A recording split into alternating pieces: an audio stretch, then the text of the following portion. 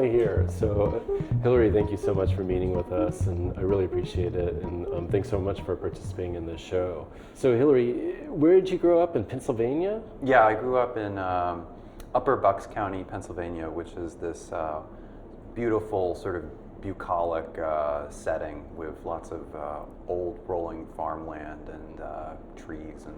Wow, so you're really amidst nature growing up and. Yeah, I was really lucky. We had sort of a house sort of on 10 acres and stuff, and I always built forts in the woods and had little projects that were going on in the environment. Well, it's really interesting to me how people become artists, or if you're born being an artist and so on. Were you doing in the woods like what you would now consider perhaps art projects, or?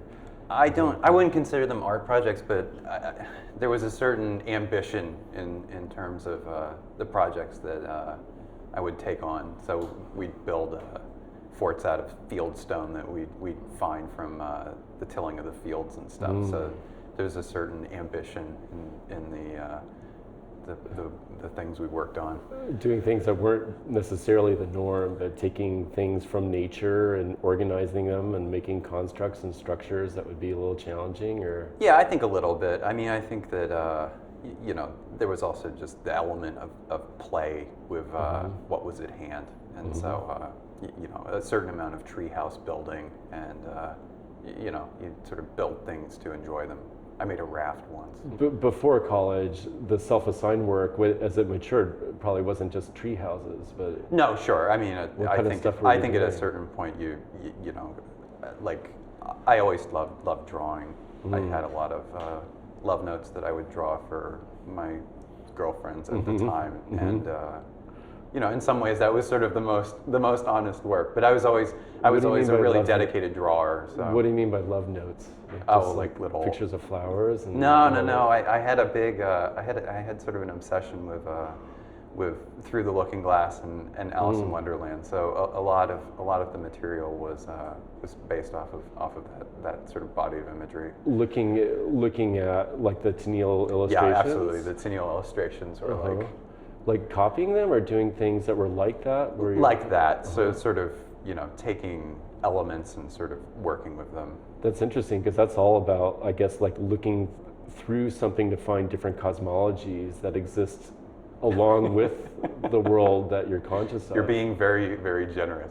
Well, no, but it's true. I mean, it's interesting. And I guess so. I think I just always, I like that sort of engraved line, and I always love the sort of, it's almost like an Egyptian quality to some of those, like the Mad Hatter and the Cheshire Cat and the way that he sort of drew those things. They always. Well, and what's interesting to me too is like the Tennille illustrations, if I remember correctly, he oftentimes wasn't looking at what a real dodo bird looked like. Right, for example, he would make it up, and it would be so conventing. Right. When you were doing your drawings, were you looking at nature, or were you looking at doing? I think it depended. I mean, I certainly was drawn to like Tennille or like even Audubon's birds and things. I mean, there was always like, I think in part because of my mother sort of collecting a lot of sort of natural history illustrations, that I was sort of drawn to that sort of manner of depiction,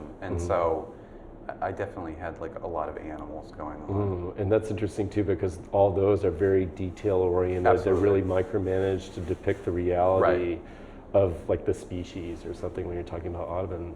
Now, when you went to Columbia, you must have known that they had a good art program. But yeah, and I was extremely fortunate because I think we while I was at Columbia, some very talented graduate students were passing through, and I think the smart thing that I did was make sure that I looked at what they were doing and really tried to sort of internalize some of the like discipline and commitment that those artists had. So what era is this? This is the early 2000s? Yeah, this would be around 2001 or so. And like some of these people are. Yeah, one of these people is in the show. Dana Schutz but you're Kevin Zucker you've worked with, and who are some of the other people that were influential for you? I think seeing David Altmed work through some of his sculptures was a big influence. Even Banks Banks Violette, who was around, was also a big example to see that level of dedication in the work that he was doing at that point. I mean, the trope about artists oftentimes is they're bad at math and they don't like science, but you seem to have an investment in science. And I wouldn't say that I'm mathematically inclined, but yeah, I mean, I think that science is, it's certainly fascinating. I mean, I don't think that,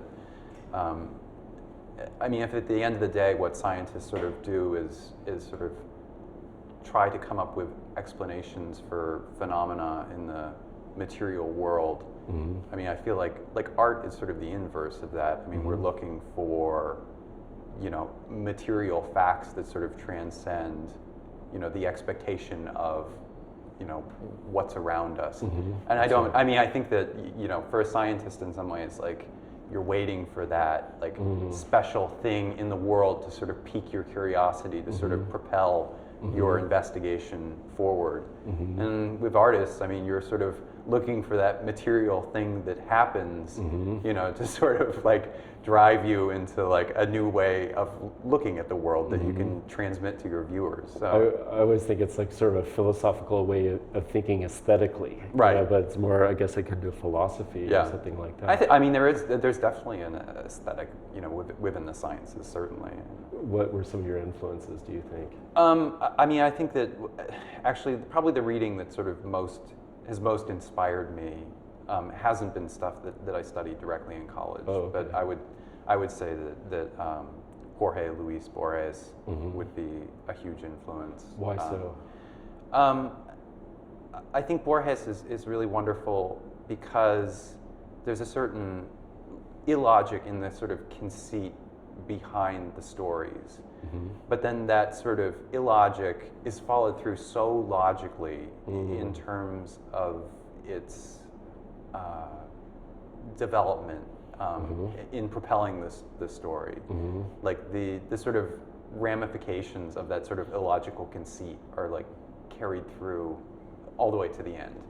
And I love that. Yeah, I know your breakout work here was the honeycomb, the bee work that you were making, those sculptures. Right. Did that come soon after Columbia when you started? Or no, that actually, I was in New York for about 4 or 5 years after finishing up school, and then I basically needed to head back to Pennsylvania, and in some ways that really sort of freed me up to pursue some of the projects that I think have been more successful. Why is that? Because the New York school wasn't breathing down your neck? Well, I think I mean, in a way, you leave the city and suddenly there's space, there's maybe a little bit more time, or at least a different sort of scale of time, and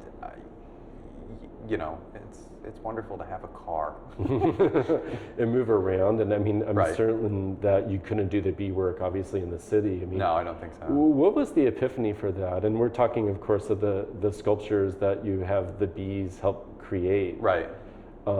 Maybe you could describe the process of them, but also what was the epiphany?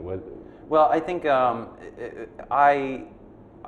it basically, again, it started with drawings. I should just say, sort of tentatively, throwing together the idea of geometry and yeah, the I should idea qualify. of Maybe it's not an epiphany. Maybe it's like a building up of. Well, I would say, but it's probably a little bit closer to the former than the latter. In any case, so I was making these drawings. I think the ambitious step for me in some ways was basically going and finding a beekeeper and watching the activity and really educating myself in what was going on in terms of the model that bees use as they build, and sort of watching that. And then did you have the idea to do it before that to make you seek out the beekeeper, or was it? Yeah, I guess so. I think that I was settled on the idea of trying to pursue that. Why? I don't know. It felt like the way to go. I actually to go back to books and stuff. Sure. The other thing that I love besides Borges is Raymond Roussel, where it's these sort of weird allegorical stories, these machines. It was obviously a huge influence for Duchamp, where like the bride stripped bare by her bachelors. This was, I'm sure Duchamp read Roussel and then sort of embarked on that body of imagery. So the idea of the machine, the idea of like sort of art as sort of this experimental machine was always sort of there in the background. And so I think that in some ways that gave me the license to say like, okay, I'm going to do some experiments with insects. What was appealing about that notion? Hard place. I don't know. Machines. Well, okay. Well, I think in a way, I think it's. I mean, I guess like at the end of the day, if you really step back, and you have sort of a materialist conception of, what it is to be human, you have to look at yourself as being a machine, and I think you have to look at your brain as being sort of a system of sort of interconnections between neurons, and within that, I think that it's interesting to sort of like see the way that the sort of ghost comes out of that. How do all those little interactions create a brain that's capable of creative thought? How does the sort of magic happen, right? And in any case, so getting back to the bees. Well, the bees have, like, people always say the hive mentality. Did you see that as a metaphor, perhaps, for like a way of society? Maybe a little bit, but I mean, I was really interested in practical terms. Just, the insects, like, fundamentally are sort of stupid in the way that they sort of conceive of space, but that stupidity also creates a particular order. And the sort of eureka moment was seeing that if you sort of maintain certain parameters, you could sort of coach the insects into responding in a completely variant way that still satisfied their sort of building parameters, but you ended up with a completely different form. What would that be analogous to in terms of a metaphor for, I mean, I always think that art is allegory. Like, allegorically, could you, for yourself, do you think of this being analogous to anything in our own life or world, or is it our life and world? I mean, I think probably closer to being sort of like an example of how the world sort of works. You know what I mean? I mean, I think like there's something really captivating about the idea that things can be very simple and sort of predictable at one scale, and then to sort of zoom out and suddenly, the world is a completely different sort of, thing than at that smaller scale. And so I think that like that to me is like the essence of what's wonderful, in the world. We were talking about earlier the idea of the Kantian sublime, and I always feel that's part of it. When you become conscious of your consciousness, or you're able to objectify yourself or the world. And perhaps with the bees, it's interesting because they're all little workers, literally doing their thing, but together they worker create this sisters, thing, worker sisters that have their autonomy. I mean, in terms of creating, they all work in one idea of being their own giant organism. They're building something. Yeah. When you were doing the hive sculptures, what specifically were you doing? Because they look very different, and how were you manipulating the bees? I mean, they were all sort of different experiments using sort of different parameters. So in some of them, typically what I would do was sort of the bees like to build off of what's called foundation, which is sort of an thin imprinted with hexagons sheet of wax. And they'll sort of naturally want to begin to build their combs off of that surface, right? And so what I figured out was that they'll basically build off of that surface first before starting new combs. And so in an interesting way, you can sort of seed a form in terms of giving them like 2 or 3 pieces of foundation. And then they'll sort of build off of that. So you can give them sort of half a design, and they'll sort of ripple out and sort of determine, the way that they want to sort of divide the space. And so these designs were like pieces of like wax paper, or what was Essentially, you can almost think of it that way. So in some of them, there's like a lot of wax paper. In some of them, there was very little. And in fact, in some others, you know, I even tried to introduce in sort of a lattice of rods that would actually completely interfere with their ability to break up space, and that was probably an exercise in cruelty. But Well, because I was about to say, when you're suggesting these forms to them, you also have to work within the parameters of what they're capable of doing. sure, absolutely. or their And you instincts. also have to, you're essentially giving them a place to live.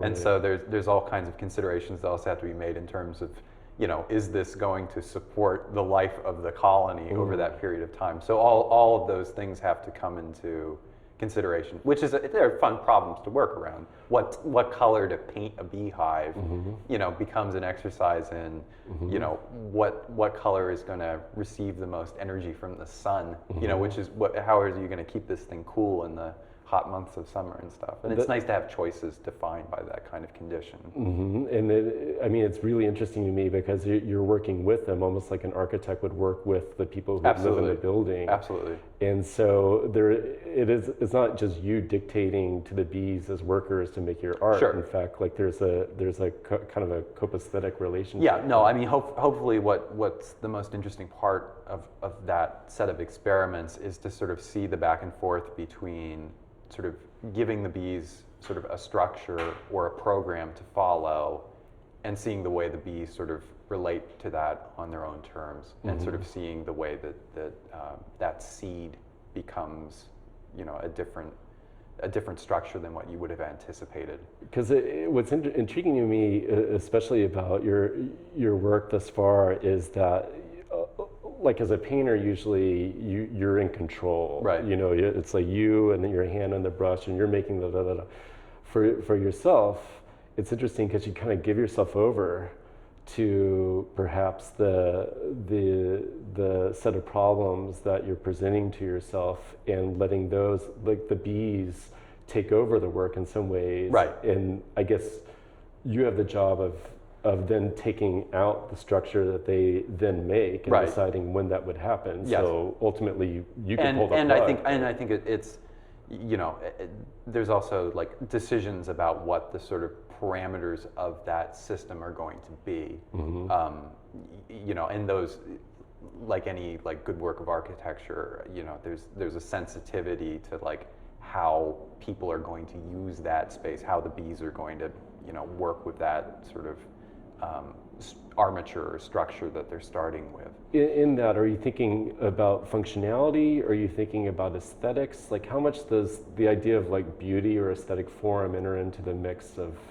I think Because they're very beautiful when you take them out, and they work as just beautiful sculptures, almost in a modernist way. Yeah, I mean, I think that I think that you should try to satisfy all those things. I mean, I don't think that you know.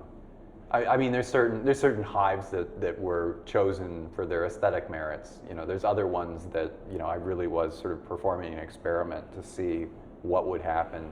And I think that I mean, ultimately, like, I think that you know, if formalism as like a method for, you know, making artwork is going to, you know, have interest, it needs to do a little bit of both, you know? Sure, of course. I mean, because I wonder, like, if you're cutting the paper and thinking like, oh, this will look cool, or are you Well, you cutting just don't know, because or I you're mean, cutting things. the paper thinking like, well, they could actually make this. Gravity is a bitch, and if you're talking about wax sitting out in like 90-degree heat for long periods of time, there is a point at which you have very little control. So You had a lot of success with the honeycomb pieces, and yet for your next body of work, I believe you were doing the electric plate process with these copper pieces of sculpture. How did that come about, and why did you migrate from the bees to working with heavy metals? Well, I think the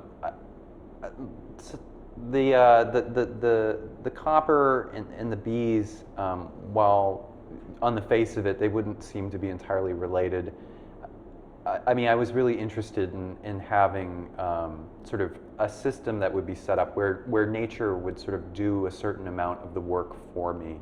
And so I was looking for I mean, there's only so many natural systems that sort of leave a residue of their making, and you know, the bees are wonderful because you know, it's sort of an archive in wax of all their activity, you know, and so I think that, you know, I was just on the hunt, you know, for a while for some other sort of system in which there would be, you know, an outcome for you know, over time of sort of a natural process.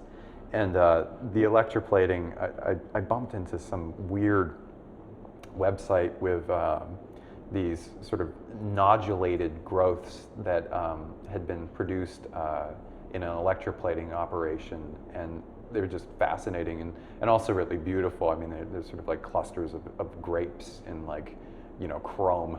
And wow. So I was fascinated by that, and again, I mean, the leap was finding an engineer, you know, to talk with and consult with, and ultimately, you know, getting a bucket and, you know, starting to play with this stuff myself and sort of scaling up. What was it about the natural sort of taking over, or not having something that would be finished, that would be within a defined way that you could predict? What was it? I mean, because obviously the bees are going to do things maybe that you can't control. Right. And I guess what you're saying about the electroplating process is that there was something very similar about that you couldn't really know exactly what was going to happen. What's intriguing about that for you? I mean, I think it comes down to the sort of structures that these systems create. I mean, I think that there's just something astonishing about, like, setting up something that you know, is sort of a stupid sort of system, and then having it sort of create something that's sort of complex and beautiful, and that sort of exceeds the sort of parameters that it started with. Why is that astonishing? Again, because I mean, it's sort of a wonderful idea that the sort of world works in the way that it does, you know, that there's that sort of wonder that, you know, when you go outside, you know, you're sort of looking at these organic objects that have been on this planet for, you know, hundreds of millions of years in these particular forms, and there's just something just incredibly beautiful about, you know. You aren't a spiritual person per se, right? You didn't grow up religious or anything, but is there something, if not, I guess maybe spirituality is a wrong way to put it, but there, I guess, something profound and maybe, again, a Kantian sublime kind of way about this, or? Yeah, I guess so. I mean, I think that there's sort of you forget so much, like, what's common around you, and like what beauty there is in that stuff that you just sort of take for granted. I mean, there's just something, like, in that sort of scientific, like materialist sort of account of, like, the world, you know, being, you know, 4 billion years old, and you know, the development of, you know, organisms over that period of time. I mean, if you really think about, like, that sort of progression, I mean, there is a sense of, like, the complex sort of coming from the simple, and the tendency of the universe to, like, want to do that is profoundly strange, you know? What happened with the electroplating? Could you describe exactly how you made those pieces? Because they are quite beautiful. Yeah, so usually what they started with, I literally have like a little power source that puts electricity into a piece of copper, right? And that piece of copper sits in a big bath of chemicals, right? And the chemicals are agitated with bubbles, so you have this sort of cauldron of copper chemical with a copper sheet sitting into it. And what happens is that as you run electricity to that piece of copper, the little ions floating around in that copper liquid get drawn onto the copper plate. And so over time, you know, you're basically zapping new pieces of copper onto that plate again and again and again and again, and the things take, you know, 2 months, 3 months to sort of build themselves into their sort of final configurations. But what's really beautiful about it is that the interaction of that sort of positive feedback loop where copper attracts more copper in a particular configuration, mixed with the sort of turbulent quality of the liquid movement, creates things that really have an uncanny resemblance to coral, which is really kind of amazing, because I mean, you think of coral as being something that's sort of, you know, defined in terms of its, you know, DNA creating a particular form, when really at the end of the day, maybe it has a little bit more to do with the sort of environmental condition sort of creating that form in the sort of organization of the way water moves and the nutrients flowing through that environment. So I think that just, you know, like barring the aesthetic implications of it, there's something kind of interesting about the idea of like the algorithm that makes coral. Sure. I mean, Kant would say, sorry to quote Kant so much today, but Kant said, you know, he had that criterion in his critique of judgment of pleasant, good, beautiful, and sublime, and pleasant just merely pleases, good satisfies the need, but doesn't do much more than that. But with beautiful, he says, it doesn't necessarily satisfy a need, but it equates, for him, nature. I always think in a postmodern scenario, this could be like a natural experience you had in life when you, like if you see a work of art, it reminds you of when you fell in love for the first time or something like that. But for your work, like it really is specifically, in some ways, replicating nature by using nature. Yes. Yeah, I would agree. I mean, I think that you could say in a way that the work that I've been playing with is sort of like remaking nature, sort of rebuilding nature out of rules, sort of based in some like in between like mathematics or like simple systems and like what's organic, and then sort of seeing what the outcome of sort of following that program through a particular process is. Well, I mean, it's interesting to me that you were working with the bees, then you did the copper plating, which is both of which I think in a way you're giving yourself over to the process, and yet you still have decisive moves I would think, like when you're picking the copper out when you decide it's sure. done. And in terms of the sort of like shape that seeds the copper, and to go even deeper, you know, the configuration of electricity, the configuration of the turbulence, all of these little inputs have an effect on the outcome of the system. And some of the pleasure in making that work is seeing the way that sort of changing the variables leads to different forms. So in some ways, like a scientist, or like you're kind of or like a system, you're kind of the brain of the system. You're turning it on and you're turning it off. Yeah, and deciding absolutely. where it goes. But with the paintings that you were doing around I know with your solo show you had them with the copper sculptures, and I'm saying paintings in quotes because you consider them sort of different. Maybe there's a little something different about that, right? How are the paintings composed? And I mean, we have one specifically here which is slightly different. Right. But I don't know if this came before the They sort of came concurrently. I mean, I think that as I was sort of looking around for another sort of process that would sort of leave a residue of activity as you know, it sort of proceeded along its sort of rule-bound course. I guess I got interested in the idea of sort of these autonomous sort of computer programs that sort of can emulate growth, or I mean, they sort of, there's all these experiments from the 70s in computer science where programmers were sort of working on the idea of sort of like autonomous systems that would sort of evolve over time. So these little sort of game board universes where you would sort of define the rules, sort of turn you know, cells of a grid on and off, and sort of see the way that the physics that you had set up for that little game board universe would evolve as you let the system run. Evolve on its own accord, correct? Evolve on its own accord. So you sort of define the sort of rules that determine, you know, what basically, you know, turns one of the checkerboards on one of the checkerboard squares on or off, and then that turns on other checkerboard squares as you sort of move along. We were talking earlier about... Like playing checkers, like if checkers was playing checkers on its own. Well, we were talking earlier on, I remember reading an interview with some special effects people who helped to design penguins for one of those movies, and they had a crowd scene of penguins, but the computer started having a life of its own, and some penguins would go ways that they didn't want. They started flocking. And they started flocking. It was really interesting. When you're making the painting works, those, also the one in the show, like, what's the system that you're putting into the computer?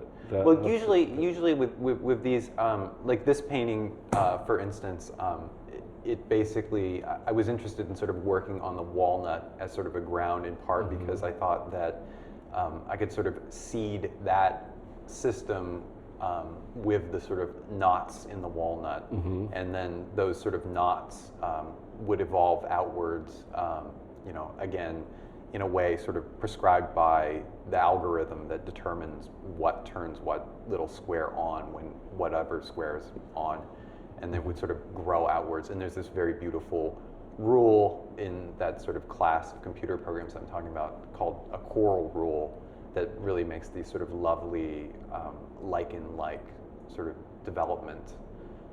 So that was sort of the interest with that painting. That's really interesting, and of course you have the text on the side. Right, and that is the sort of physics for that little game board. I mean, the paintings themselves, like you really could, if you were being very generous, look at them as being little self-contained universes where, you know, the activity that you're sort of seeing on the painting has been defined by the little, like by the set of physics that have been chosen for that painting. So, I mean, in a way, those paintings they're graphs. They're graphs of a particular sort of like self-contained system. Or hives or honeycombs almost, as you're filling in all those little squares with dots of color. Yes. Now, the color itself is derived from Epson print. And the painting and the painting and the show that you Brussels. Kindly included me in.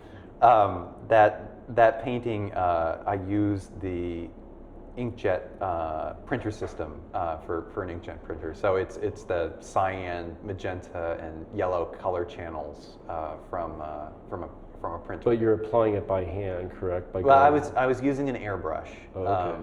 And the decision to use the airbrush was as much to sort of get like even mixing between different hues, so that, you know, a cyan and a yellow would really make a green, and on and on. Why the Epson colors and not just colors out of a tube, or why not just oil paint it? Well, I thought that I mean, part of what's sort of fascinating about your like inkjet printer system is like it's really designed to make gray. If you layer all those colors on top of one another, like it can potentially make gray, and it's actually very hard to find sort of, you know, 3-color pigment systems that add up to gray and not like a brown. So hopefully some of the sort of nuance of those sort of colors comes out in the way that they mix on the painting. And you were saying earlier too, sometimes those Epson print colors are actually super saturated and of better quality perhaps than if you used a more traditional painting method. Maybe, I don't know. So I don't know. the algorithm that you're entering in the computer decides the colors that you're going to put in each of the squares. Well, with that painting, which is more sort of a study in looking at sort of noise, which is, you know, random points, randomness as a pattern. You know, what I was hoping would sort of be accomplished in sort of using the mixing of the colors would be, you would end up with sort of an average between everything, but then at another scale, sort of looking at the painting, there would be defined colors, there would be jewel tones, and then, you know, moving in again, you know, another change. So it was sort of about, again, that sort of scaling aspect of perception. There's an interesting turn here for me though, because you're going from nature, working with bees, working with chemicals and heavy metals, to all of a sudden I like the heavy metal. It's like Richard Serra. Right. But using computers and then having the computers dictate what you're going to do. In some ways, I feel sort of nature was subservient to you, the brain, designing a system. You're certainly still the brain putting in the algorithms or whatever into the computer, and yet when you're physically by hand painting what the computer's telling you, you're kind of subservient to the computer. I guess so. I mean, if we're talking about like systems that exist on their own accord, we were talking earlier about how, you know, the sort of philosophies of thoughts that have been happening for a while now, but the idea of technology existing as its own objectified kind of progress of sort of a non-conscious intellect that is now, some people think, maybe taking over in some weird matrix-like scenario. Yeah, I guess you could sort of make a case for emergent properties within technology itself, that, you know, technology. Are you a believer in that? I mean, because all of a sudden I mean, it's funny with these paintings because you certainly aren't the BITCH of the computer, right, and yet you're doing the business that the bees were doing before. It's true. I mean, to be completely honest about it, if I could have a machine do that work, which maybe I will at some point, I might explore it with a machine, in part because, like, you know, sort of doing everything by hand, you don't get, I would like to have more forms, more, you know, more paintings to be able to sort of look at the different morphologies of, you know, that program and that sort of repeated process over and over and over Why again. do it by hand? Because I think that it's intriguing to me that if there's one currency that between all the artists in this show is that you could tell that a human did it. Right. And I think with your paintings, you could still tell that a human did it. I mean, they have a very lush surface, but there's a certain amount of decision making that's beyond the computer, and certainly just the process that you described, by even airbrushing it, which is a mediated technological tool, and yet it's equated more with Vans in the 70s than it is anything in the 21st century. Although it's becoming much more popular. Let's hope so. Love airbrush. But why by hand? Why is that? I mean, I think that there's a utility in sort of being able to do something by hand. I mean, you know, if you're going to have something done by machine, like, you have to sort of prepare that machine, or the machine sort of dictates choices. But I mean, I don't know, like, within my sort of worldview, it's like there isn't so much like it's by hand or it's by the machine. It's always some kind of dialogue between the two. I mean, even if you're painting with a brush, you're still using a technology. I mean, I think that, like, I don't know. I mean, I see all these things sort of like existing on a spectrum as opposed to being sort of an either-or proposition. And I would be just as happy to sort of have an outcome that was maybe machine generated, and maybe the facture had an element of that was part of it, as I am having it done by hand, which is sort of a different animal. But I don't think it's, I don't think that we should be sentimental about one or the other. I mean, I think that at the end of the day, you have to sort of look at the whole and see how well it performs within its own sort of language. Maybe how we could sort of absorb and embrace technology and have it work with us instead of against us as some like weird science fiction scenario. I mean, I think there's a certain amount of optimism in all your work, but I think in that you're sort of giving yourself over to these different systems, but then not having them overwhelm you or overtake you, but working with the system is intriguing to me, because it doesn't have necessarily the autonomy of the artist from the day of yore controlling everything. No, like sure. You're really agreed. But there is still an interest in sort of like a balance between. I mean, like I'm defining what the sort of parameters are for the systems that I work with. I mean, like at the end of the day, like I want something that's going to sort of satisfy me aesthetically as much as it does intellectually or as an experiment. I mean, the best works, the works that I feel best about that I've made have been things that sort of satisfy aesthetic criteria as well as sort of experimental ones. Well, I think you have to have both. I mean, I love the idea, I think, in a postmodern world where you could have your cake and eat it too, and make things that are interesting to think about while at the same time interesting to look at.